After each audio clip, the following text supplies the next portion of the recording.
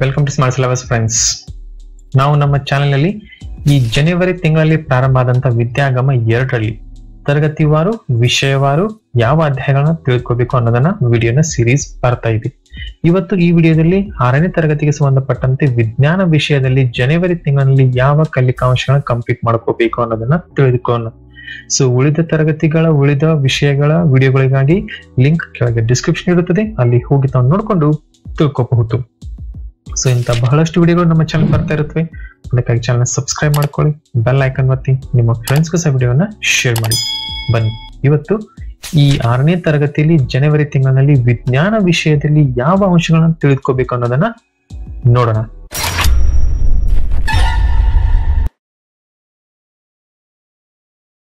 So friends, ತರಗತಿ 6 ವಿಷಯ ವಿಜ್ಞಾನ. ಸೊ ಈಗಾಗಲೇ ತಮಗೆಲ್ಲ ತಿಳಿದಿರುವಂತೆ ಜನವರಿಯಲ್ಲಿ 4 ವಾರಗಳ ಈ ರೀತಿ ಡಿವಿಷನ್ ಮಾಡಿ ಒಂದು ಕಲಿಕಾಂಶಗಳನ್ನ ನೀಡಲಾಗಿದೆ. ಸೊ ಮೊದಲನೇ ವಾರ ಹೆಚ್ಚು ಕಡಿಮೆ ಇದೆಲ್ಲ ಪುನರ್ಮನನ ರಿವಿಷನ್ಗೆ ಮೀಸಲಾಗಿಟ್ಟಿರುವಂತಹ ಒಂದು ವಾರ. ಸೊ ಈ ಒಂದು ರಿವಿಷನ್ ನಲ್ಲಿ 6ನೇ ತರಗತಿಯ ವಿದ್ಯಾರ್ಥಿಗಳಿಗೆ ಅವರು 5ನೇ ತರಗತಿಯ ಕಲಿಕಾಂಶಗಳನ್ನ ಕೆಲವೊಂದು ರಿವಿಷನ್ ಮಾಡಬೇಕು. ಚಿತ್ರರಚನೆ ಆಗಿರ್ಬೋದು, ಪದಗಳ ಜೋಡಣೆ ಆಗಿರ್ಬೋದು, ಪ್ರಯೋಗಗಳನ್ನ ಪ್ರಶ್ನಿಸಿಕೆ ಆಗಿರ್ಬೋದು, ಈ ರೀತಿ ಬೇರೆ ಬೇರೆ ವಿಧಾನದಿಂದ ವಿದ್ಯಾರ್ಥಿಗಳನ್ನ ಹುರಿದುಂಬಿಸಿ ಅವರಲ್ಲಿ ಒಂದು ಹೊಸ ಆಸೆಯನ್ನ ಜಾಗೃತಿಗೊಳಿಸಿ ವಿಜ್ಞಾನದ ಒಂದು ಪ್ರಾರಂಭನ ಮಾಡಬೇಕು. ಸೊ ಇದು ಜನವರಿ ಮೊದಲನೇ ವಾರ. ಇದಕ್ಕೆ ಹೆಲ್ಪ್ ಆಗುವಂತ ಕೆಲವೊಂದು ಚಟುವಟಿಕೆಗಳನ್ನ ಸಹ ಈ PDF ನಲ್ಲಿ ನೀಡಲಾಗಿದೆ. ಈ PDF ನ ಲಿಂಕ್ ಕೆಳಗೆ ಡಿಸ್ಕ್ರಿಪ್ಷನ್ ಕೊಟ್ಟಿರ್ತೀನಿ, ಅಲ್ಲಿಂದ ಹೋಗಿ ತಾವು ನೋಡ್ಕೊಂಡು ಇದನ್ನ ತಿಳ್ಕೋಬಹುದು. ತುಂಬಾ ಒಳ್ಳೆ ಆಕ್ಟಿವಿಟೀಸ್ ಗಳಿವೆ, ಅದನ್ನ ಪ್ರಿಂಟ್ ಮಾಡಿ ಸಹ ವಿದ್ಯಾರ್ಥಿಗಳಿಗೆ ನೀಡಿ ಈ ಒಂದು ಆಕ್ಟಿವಿಟೀಸ್ ನ ಕಂಪ್ಲೀಟ್ ಮಾಡ್ಕೋಬಹುದು. ಸೊ ಇದು ಮೊದಲನೇ ವಾರ. ಇನ್ನು 2ನೇ ವಾರದಲ್ಲಿ ಆಹಾರ ಇದು ಎಲ್ಲಿಂದ ದೊರೆಯುತ್ತದೆ. ಸೊ ಇದು 6ನೇ ತರಗತಿಯ ಮೊದಲನೇ ಒಂದು ಪಾಠ. ಸೊ ಆಹಾರ ಇದು ಎಲ್ಲಿಂದ ದೊರೆಯುತ್ತದೆ, ಇದಕ್ಕೆ ಸಂಬಂಧಪಟ್ಟಂತ ಇಲ್ಲಿ 2 ಚಟುವಟಿಕೆಗಳಿವೆ. ಅಲ್ಲದೆ ಆಹಾರದ ವೈವಿಧ್ಯತೆ ಹಾಗೂ ಆಹಾರದ ಪದಾರ್ಥಗಳು, ಅವುಗಳ ಮೂಲಗಳ ಕುರಿತು ಇಲ್ಲಿ ಬೇಸಿಕ್ ಡೀಟೇಲ್ ಅನ್ನ ನೀಡಬಹುದು. ಅಲ್ಲದೆ ಡಿಡಿ ಚಂದನದಲ್ಲಿ ಆಗಲಿ, ಮಕ್ಕಳ ವಾಣಿ ಒಂದು ಯೂಟ್ಯೂಬ್ ಚಾನೆಲ್ ನಲ್ಲಿ ಆಗಲಿ ಇದಕ್ಕೆ ಸಂಬಂಧಪಟ್ಟಂತ ಬಹಳಷ್ಟು ವಿಡಿಯೋಗಳಿವೆ. ಆ ವಿಡಿಯೋಗಳ ಲಿಂಕ್ ವಿದ್ಯಾರ್ಥಿಗೆ ಫಾರ್ವರ್ಡ್ ಮಾಡೋದರ ಮೂಲಕ ವಿದ್ಯಾರ್ಥಿಗಳಿಗೆ ಈ ಒಂದು ಐಡಿಯಾನ ಕೊಡಬಹುದು. ಅಲ್ಲದೆ ವಿದ್ಯಾರ್ಥಿಗಳ ನಮ್ಮ ಚಾನೆಲ್ ನಲ್ಲಿ ಈ ಆಹಾರ ಇದು ಎಲ್ಲಿಂದ ದೊರೆಯುತ್ತದೆ ಇದಕ್ಕೆ ಸಂಬಂಧಪಟ್ಟಂತ ಬ್ಯೂಟಿಫುಲ್ ಆದಂತಹ ವಿಡಿಯೋಗಳಿವೆ. ಸೊ ಈ ವಿಡಿಯೋಗಳನ್ನ ಬಹಳಷ್ಟು ಜನ ನೋಡಿ ಹೊಸ ಹೊಸ ವಿಷಯಗಳನ್ನ ತಿಳ್ಕೊಳ್ತಾರೆ. ಇವುಗಳ ಲಿಂಕ್ ಸಹ ನಾನು ಕೆಳಗೆ ಡಿಸ್ಕ್ರಿಪ್ಷನ್ ಕೊಟ್ಟಿರ್ತೀನಿ, ಅಲ್ಲಿಂದ ಹೋಗಿ ನಾವು ತಿಳ್ಕೋಬಹುದು. ಸೊ ಇದು 2ನೇ ವಾರ, ಆಹಾರ ಇದು ಎಲ್ಲಿಂದ ದೊರೆಯುತ್ತದೆ. ಇದು ಕಂಪ್ಲೀಟ್ ಆದ್ಮೇಲೆ ಇದಕ್ಕೆ ಇಲ್ಲಿ ಮೌಲ್ಯಮಾಪನ ಇರುವುದು. ಸೊ ಮೌಲ್ಯಮಾಪನದ ಹಾಳೆಗಳು ಕೆಳಗೆ ಇವೆ ಈ PDF ನಲ್ಲಿ. ನೆಕ್ಸ್ಟ್ ಅದನ್ನ ನಾವು ತಿಳಿದುಕೊಳ್ಳೋಣ. ತದಾದ ನಂತರ 3ನೇ ವಾರ. ಸೊ 3ನೇ ವಾರದಲ್ಲಿ ಈ ಒಂದು ಆಹಾರ ಇದು ಎಲ್ಲಿಂದ ದೊರೆಯುತ್ತದೆ ಈ ಪಾಠ ಮುಂದುವರಿಯುವುದು. ಸೊ ಇಲ್ಲಿ ಆಹಾರದ ವಸ್ತುಗಳು ಮತ್ತು ಮೂಲಗಳು, ಇದಕ್ಕೆ ಸಂಬಂಧಪಟ್ಟಂತ ಕೆಲವೊಂದು ಚಟುವಟಿಕೆಗಳು, ಸೊ ಬೇರೆ ಬೇರೆ ವಿಷಯಗಳನ್ನ ಇಲ್ಲಿ ನಾವು ಮಕ್ಕಳಿಗೆ ತಿಳಿಯಪಡಿಸಬೇಕು. ಅಲ್ಲದೆ ಇದಾದ ನಂತರ 3ನೇ ವಾರ ಕಂಪ್ಲೀಟ್ ಆದ ನಂತರವೂ ಸಹ ಇಲ್ಲಿ ಚಟುವಟಿಕೆ ಹಾಳೆಗಳಿವೆ, ಅವುಗಳನ್ನ ಉಪಯೋಗ ಮಾಡಿಕೊಂಡು ಇಲ್ಲಿ ಮೌಲ್ಯಮಾಪನ ಮಾಡ್ಕೋಬಹುದು. ಸೊ ಇದರ ಅರ್ಥ 6ನೇ ತರಗತಿ ವಿಜ್ಞಾನದಲ್ಲಿ ಹೆಚ್ಚು ಕಡಿಮೆ ಮೊದಲ ವಾರ ರಿವಿಷನ್, 2ನೇ ವಾರ, 3ನೇ ವಾರ ಹಾಗೂ ಕೊನೆಯ ವಾರ ಅಂದ್ರೆ 4ನೇ ವಾರವೂ ಸಹ ಇದೇ ಪಾಠ ಮುಂದುವರಿಯುವುದು ಇಲ್ಲಿದೆ ನೋಡಿ. ಸೊ ಇದು ಫ್ರೆಂಡ್ಸ್ 4ನೇ ವಾರ, ಆಹಾರ ಇದು ಎಲ್ಲಿಂದ ದೊರೆಯುತ್ತದೆ. ಕಂಪ್ಲೀಟ್ ಪಾಠ ಇಲ್ಲಿಗೆ ಆಯ್ತು. ಸೊ ಈ ರೀತಿ ಇದೊಂದು ಇಂಪಾರ್ಟೆಂಟ್ ಆದಂತ ಪಾಠ, ಯಾಕಂದ್ರೆ 7th ಸ್ಟ್ಯಾಂಡರ್ಡ್ ಅಲ್ಲಿ ಮತ್ತೆ ಇವರು ಆಹಾರದ ಬಗ್ಗೆ ತಿಳಿದುಕೊಳ್ಳೋರು, ಈ ಪೋಷಣೆ ಪ್ರಾಣಿಗಳಲ್ಲಿ ಸಸ್ಯಗಳಲ್ಲಿ ಪೋಷಣೆ ತಿಳಿದುಕೊಳ್ಳೋರು. ಸೊ ಅದಕ್ಕಾಗಿ ಈ ಒಂದು ಪಾಠ ತುಂಬಾ ಇಂಪಾರ್ಟೆಂಟ್ ಆದಂತಹ ಪಾಠ. ಸೊ ಅದಕ್ಕೆ ಇದನ್ನ ಇಲ್ಲಿ ಕಂಪ್ಲೀಟ್ ಆಗಿ 3 ವಾರಗಳ ತರವ ಇದನ್ನ ಕಂಪ್ಲೀಟ್ ಮಾಡ್ಕೋಬೇಕು. ಇನ್ನು ಈ 3 ವಾರಗಳಿಗೆ ಸಂಬಂಧಪಟ್ಟಂತೆ ಚಟುವಟಿಕೆಗಳನ್ನ ಸಹ ಇಲ್ಲಿ ನೀಡಲಾಗಿದೆ. ಇಲ್ಲಿವೆ ನೋಡಿ ಆ ಚಟುವಟಿಕೆಗಳು. ಇದು ನೋಡಿ ಫ್ರೆಂಡ್ಸ್, ಜನವರಿ ತಿಂಗಳದ ಮೊದಲ ವಾರದ ಒಂದು ಪುನರ್ಮನನ ಚಟುವಟಿಕೆ ಅಂದ್ರೆ ರಿವಿಷನ್ ಚಟುವಟಿಕೆ. ಈ ಕೆಳಗಿನ ಚಿತ್ರಗಳನ್ನ ಗಮನಿಸಿ ಸಜೀವಿಗಳು ಮತ್ತು ನಿರ್ಜೀವಿಗಳನ್ನ ಗುರುತಿಸಿ ಅಂತ ಹೇಳಿ ಹೇಳಲಾಗಿದೆ. ಇಲ್ಲಿ ಎಷ್ಟು ವಸ್ತುಗಳನ್ನು ನೀಡಲಾಗಿದೆ. ಇಲ್ಲಿ 2 ಕಾಲಂಗಳಿವೆ, ಒಂದು ಸಜೀವಿ ಮತ್ತೊಂದು ನಿರ್ಜೀವಿ.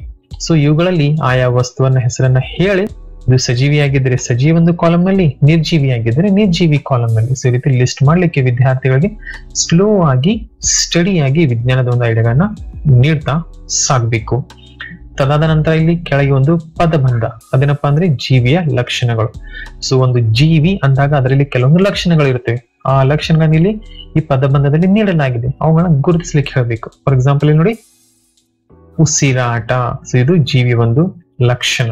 ಅದಲ್ಲದೆ ಬೆಳವಣಿಗೆ, ಇದು ಸಹ ಜೀವಿ ಒಂದು ಲಕ್ಷಣ. ಸೊ ಈ ರೀತಿ ಬಹಳಷ್ಟು ಜೀವಿ ಲಕ್ಷಣಗಳನ್ನ ಇಲ್ಲಿ ಪದಬಂಧದಲ್ಲಿ ನೀಡಲಾಗಿದೆ, ಅವುಗಳನ್ನ ಗುರುತಿಸ್ಲಿಕ್ಕೆ ಹಾಗೂ ಅದಕ್ಕೆ ವೃತ್ತ ಹಾಕ್ಲಿಕ್ಕೆ ಇಲ್ಲಿ ಹೇಳಬೇಕು.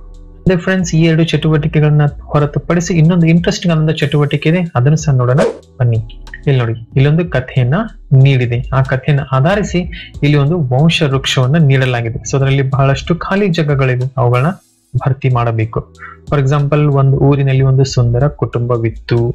ಆ ಕುಟುಂಬದ ಯಜಮಾನನ ಹೆಸರು ಬಸವರಾಜ್, ಅದನ್ನು ನೀಡಲಾಗಿದೆ. ಅವನ ಧರ್ಮ ಪತ್ನಿ ವಿಶಾಲಮ್ಮ, ಅದನ್ನು ಸಹ ಇಲ್ಲಿ ನೀಡಲಾಗಿದೆ. ಸೊ ಇವರು ಕುಟುಂಬದ ಮುಖ್ಯಸ್ಥರು. ಆತನಿಗೆ 2 ಗಂಡು ಮಕ್ಕಳಿದ್ದರು. ಹಿರಿಯ ಮಗ ಸದಾನಂದ, ಆತನ ಹೆಂಡತಿ ಪ್ರೇಮ, ಕಿರಿಯ ಮಗ ಮಹಾಂತೇಶ್. ಸೊ ಕಿರಿಯ ಮಗನ ಹೆಸರಲ್ಲಿ ನೀಡಲಾಗಿದೆ, ಆದರೆ ಹಿರಿಯ ಮಗನ ಹೆಸರಲ್ಲಿ ಖಾಲಿ ಬಿಡಲಾಗಿದೆ. ಸೊ ಇಲ್ಲಿ ಸದಾನಂದ ಅಂತ ಬರ್ಕೋಬೇಕು. ನೆಕ್ಸ್ಟ್, ಅವನ ಹೆಂಡತಿ ಪ್ರೇಮ, ಅದೇ ರೀತಿ ಮಹಾಂತೇಶ್, ಅವನ ಹೆಂಡತಿ ಸುವರ್ಣ. ಸೊ ಈ ರೀತಿ ವಂಶವೃಕ್ಷ ಮುಂದೆ ಬರೆಯುವುದು. ಸೊ ಇದನ್ನ ಒಂದು ಹೊಸ ಐಡಿಯಾ ತಿಳಿದುಕೊಳ್ಳುವಂತ ಹುಮ್ಮಸ್ಸು ವಿದ್ಯಾರ್ಥಿಗಳಲ್ಲಿ ಬರುವುದು. ಸೊ ಇದು ಮೊದಲನೇ ವಾರದ ಚಟುವಟಿಕೆ. ಇನ್ನು 2ನೇ ವಾರ. ಸೊ ಇದು 2ನೇ ವಾರದ ಒಂದು ಚಟುವಟಿಕೆ. ಸೊ ಈ ಕೋಷ್ಟಕವನ್ನು ಬಳಸಿಕೊಳ್ಳಿ.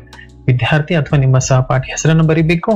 ನೆಕ್ಸ್ಟ್, ಸೇವಿಸುವಂತ ಆಹಾರ. ಸೊ ಆ ದಿನಕ್ಕೆ ಅವರು ಸೇವಿಸುವಂತ ಆಹಾರವನ್ನು ಲಿಸ್ಟ್ ಮಾಡ್ಕೋಬೇಕು. ಇದರಿಂದ ಆಹಾರದ ಒಂದು ವೈವಿಧ್ಯತೆ ವಿದ್ಯಾರ್ಥಿಗಳಲ್ಲಿ ತಿಳಿದು ಬರುವುದು. ಸೊ ಇದಕ್ಕಾಗಿ ಒಂದು ಚಿಕ್ಕ ಚಟುವಟಿಕೆ.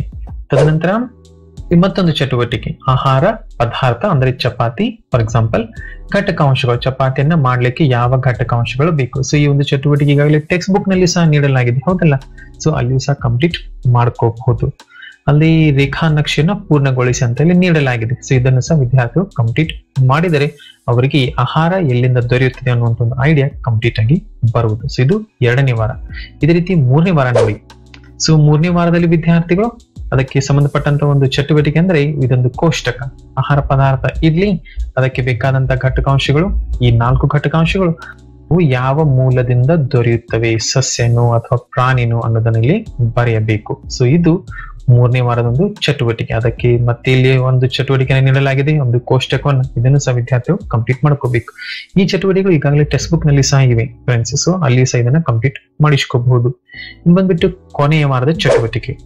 ಇದು ನೋಡಿ ಫ್ರೆಂಡ್ಸ್, ಕೊನೆಯ ವಾರದ ಒಂದು ಚಟುವಟಿಕೆ ಪದಬಂಧವನ್ನ ಪೂರ್ಣಗೊಳಿಸುವುದು. ಸೊ ಇಲ್ಲಿ ಎಡದಿಂದ ಬಲಕ್ಕೆ, ಮೇಲಿಂದ ಕೆಳಕ್ಕೆ ಅನ್ನುವಂತ ಕೆಲವೊಂದು ರೂಲ್ಸ್ ಗಳನ್ನ ಮುಂದೆ ನೀಡಲಾಗಿದೆ. ಅವುಗಳನ್ನ ಬಳಸಿಕೊಂಡು ಈ ಒಂದು ಪದಬಂಧನ ವಿದ್ಯಾರ್ಥಿಗಳು ಕಂಪ್ಲೀಟ್ ಮಾಡ್ಕೋಬೇಕು. ಇದು 6ನೇ ತರಗತಿಗೆ ಜನವರಿ ತಿಂಗಳದ ಮೊದಲ ವಾರ, 2ನೇ ವಾರ, 3ನೇ ವಾರ, 4ನೇ ವಾರ ಮಾಡಿಕೊಳ್ಬೇಕಾದಂತ ಕಾರ್ಯಗಳು. ಸೊ ಈ ರೀತಿ ವಿದ್ಯಾಗಮ 2 ಮುಂದುವರಿಯುತ್ತೆ. ಈ ರೀತಿ ಉಳಿದ ವಿಷಯಗಳ ಲಿಂಕ್ ಕೆಳಗೆ ಡಿಸ್ಕ್ರಿಪ್ಷನ್ ಇದೆ, ಅಲ್ಲಿ ಹೋಗಿ ತಾವು ತಿಳ್ಕೋಬಹುದು. ಈ PDF ನ ಲಿಂಕ್ ಡಿಸ್ಕ್ರಿಪ್ಷನ್ ಕೊಟ್ಟಿರ್ತೀನಿ, ಅಲ್ಲಿಂದ ಡೌನ್ಲೋಡ್ ಮಾಡ್ಕೊಂಡು ಇದನ್ನೆಲ್ಲ ಪ್ರಿಂಟ್ ಔಟ್ ಮಾಡ್ಕೊಂಡು ತಾವು ಬಳಸಬಹುದು. ಇಂಥ ಬಹಳಷ್ಟು ವಿಡಿಯೋ ನಮ್ಮ ಚಾನಲ್ ಬರ್ತಾ ಇರುತ್ತವೆ. ಅದಕ್ಕಾಗಿ ಚಾನಲ್ ಸಬ್ಸ್ಕ್ರೈಬ್ ಮಾಡ್ಕೊಳ್ಳಿ, ಬೆಲ್ ಐಕಾನ್ ಒತ್ತಿ, ನಿಮ್ಮ ಫ್ರೆಂಡ್ಸ್ಗೂ ಸಹ ವಿಡಿಯೋನ ಶೇರ್ ಮಾಡಿ. ವಿದ್ಯಾರ್ಥಿಗಳೇ, ಮತ್ತೆ ಭೇಟಿಯಾಗೋಣ ಮುಂದಿನ ವಿಡಿಯೋದಲ್ಲಿ. ಅಲ್ಲಿಯವರೆಗೆ ಚೆನ್ನಾಗಿ ಓದಿ, ಚೆನ್ನಾಗಿ ಅಭ್ಯಾಸ ಮಾಡಿ.